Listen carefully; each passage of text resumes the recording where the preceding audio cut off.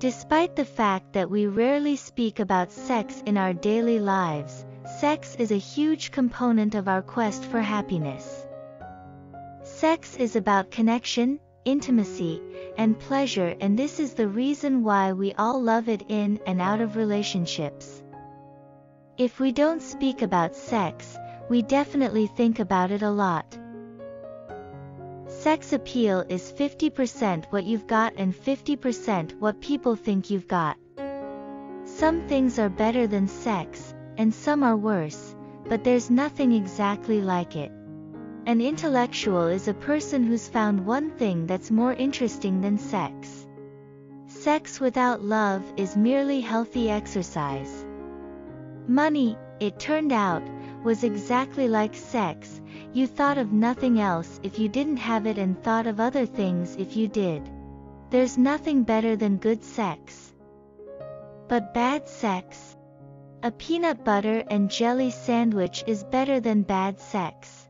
Sex is more than an act of pleasure, it's the ability to be able to feel so close to a person, so connected, so comfortable that it's almost breathtaking to the point you feel you can't take it. And at this moment you're a part of them. The art of seduction is knowing what she really wants and slowly giving it to her in a way that takes her breath away. Sex should be friendly.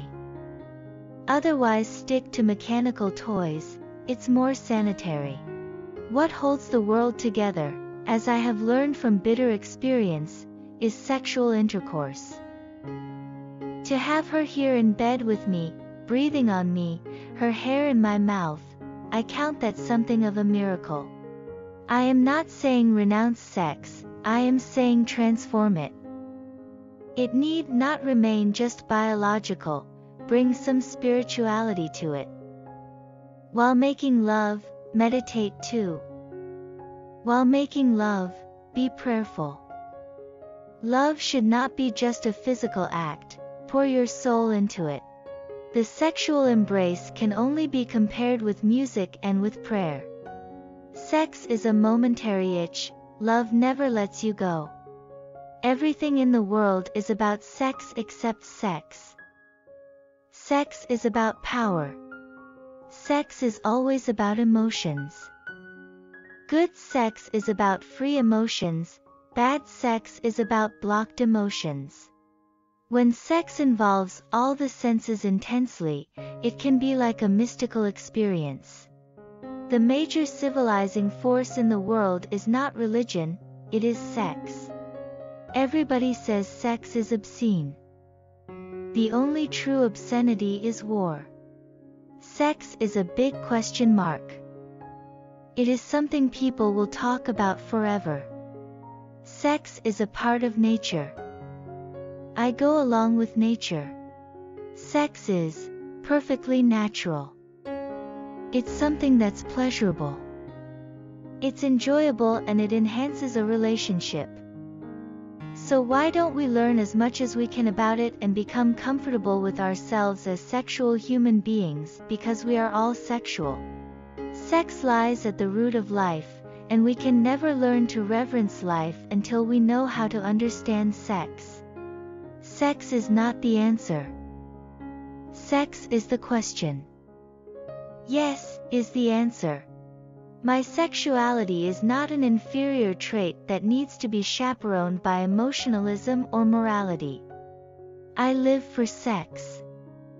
I celebrate it and relish the electricity of it with every fiber of my being. I can see no better reason for being alive. Sex is good.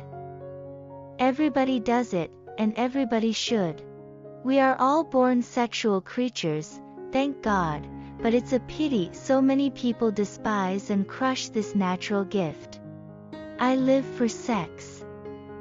I celebrate it, and relish the electricity of it, with every fiber of my being. I can see no better reason for being alive. Sex is not only the basis of life, it is the reason for life. A liberated woman is one who has sex before marriage and a job after. There is more to sex appeal than just measurements. I don't need a bedroom to prove my womanliness. I can convey just as much sex appeal, picking apples off a tree or standing in the rain. Like, share and subscribe. Thanking you for watching.